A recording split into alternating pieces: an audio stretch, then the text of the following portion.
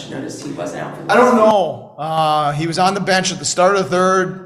Then I called his line, and Muggsy, was looking around. He's like, I think we're down Mercy. So I haven't talked to our doctors yet. I didn't get any report other than he wasn't feeling good. So I don't have an answer on that. Yeah.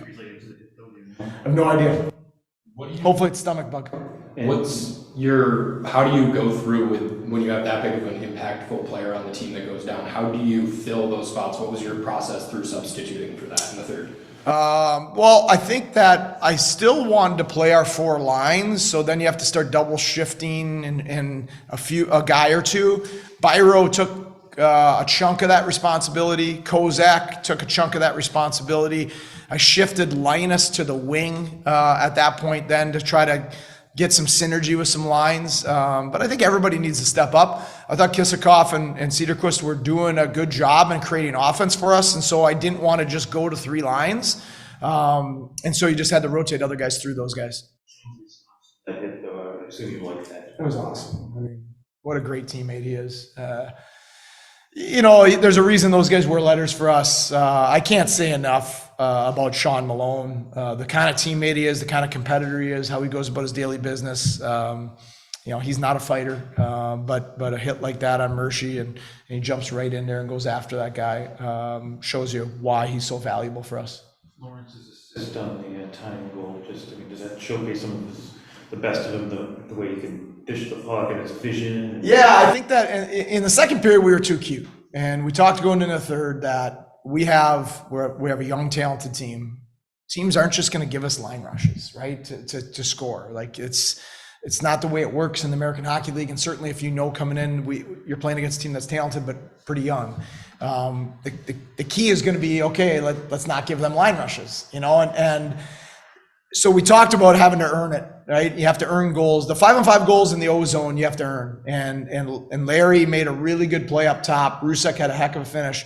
But I think what's underseen or valued on that play is Isak Rosian was at the front of the net taking cross checks for about 15 or 20 seconds to occupy their goaltender, to occupy a defenseman, to free up that play. Those are things we've been talking about, and it's not just Brett Murray's responsibility and Michael Mercer's responsibility to be at the net front. When it's your turn to be there, you have to be there. We don't score that goal without Isak's play. On the front of the net. Well, yeah, I mean, if they allow you to cross-check people in the back every time, then that stuff happens. So, But guys kept going. You have to. There's a price to pay to score 5-on-5 goals. Like sometimes in the power play, even though our power play goals tonight were more dirty goals as well, but sometimes in the power play or in the line rush, you might get some real pretty ones. But generally speaking, 5-on-5 goals, 70% of them are kind of dirty and kind of greasy, and you have to go win a couple puck battles, and you have to take a couple hits, you have to pay a price at the front of the net, and sometimes you don't even get a point on it. And I don't think Rosine got a point on that, but we don't score without him. And sometimes it's the next shift that we score because we tire them out in the O-zone. But that's how you play winning hockey. And unless you're elite, your power play game is not getting you to the NHL. It's your 5-on-5 game that's going to get you to the NHL. And then maybe you earn more power play time once you get there. And these guys are starting to slowly learn those things. Was an example of that toughness when Cooley crashed into the post and then finished that shift, kept going? It was great. First of all, how hard he went to the net. 18-year-old playing in a man's league to drive the net that hard to try to score that goal. Then to get knocked into the goalie, have a massive collision, gets up, stays in, plays that shift out. These youngsters I thought Kissakoff played really hard. Cedarquist played really hard. Kozak played really hard. They're starting, slowly. It's going to be a work in progress to understand that the competitiveness that you have to play with at this level. Were there any concerns just how York would handle the, coming down and? I don't think many, considering we all know in our organization what a first-class person he is. So forget just hockey player. He's a great hockey player. He's playing the NHL for a long time. He's a world. I mean, you're 0.01%er in the world if you're playing in the NHL. But he's a better person. He's a great teammate. He's got a great attitude. So Kevin and Donnie, I think, handled it really well. There's nothing hidden. There's no private conversations. Everything's up front with how we want to run our organization. Kevin has conversations with the players. He's not lecturing players. He's having conversations with them. And at the end of the day, we could have sent anyone down, but this was done to help him. It's not helping his career to be in a healthy scratch in the stands.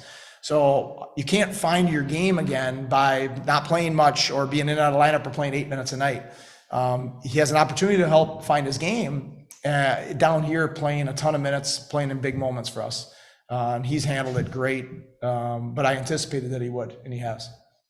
Gets his first goal of the season. You have him double shifted in the third. Can you just talk to his improvement coming into this season as a now established center for this team? Yeah, the steps he made last year in the middle of the year were massive. We've talked about with Brett Murray, how Brett kind of worked his way. So did Fitzgerald, from kind of not being a big prospect to being NHL players.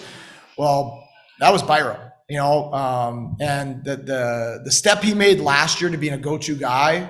And that was the benefit of all the injuries and the call-ups that we had last year, is other guys had to step up. He took that challenge and ran with it, and then he's had a really good summer. He had a great camp, and he's trying to show night after night right now that he should be in the National Hockey League, and he's very close.